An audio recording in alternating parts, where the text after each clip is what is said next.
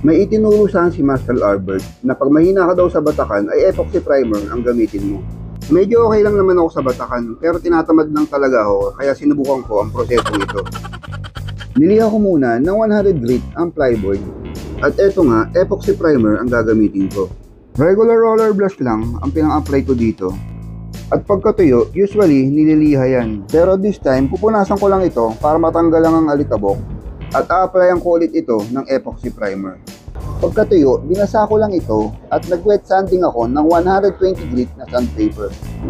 At Davis Aqua Gloss It ang gagamitin kong pang-finish. Regular roller brush lang din ang gamit ko dito para mas makapal ang pahid ng pintura. At ang technique sa pag-apply ay huwag niyong ididiin ang roller brush. Hayaan lang na ang weight ng roller ang magdala sa kanya. Katulad na ang ginagawa ko dito. Huwag niyong pilitin ikalat ang pintura.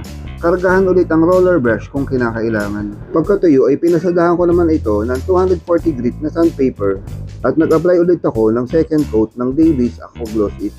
After it was dry, makikita nyo na may mga orange peel pa yan dahil kinapalan ko talaga ang pagpahid ng pintura.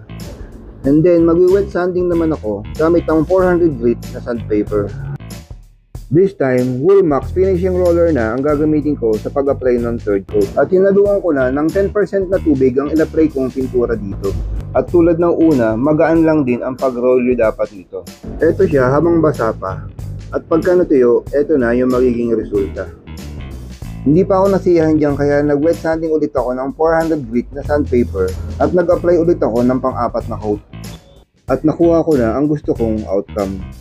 Makikita nyo naman diferensya ng ginawa nating special na proseso kumpara sa basic na pagpintura. At kahit wala siyang masilya, makinis at parang spray paint finish ang dating niya.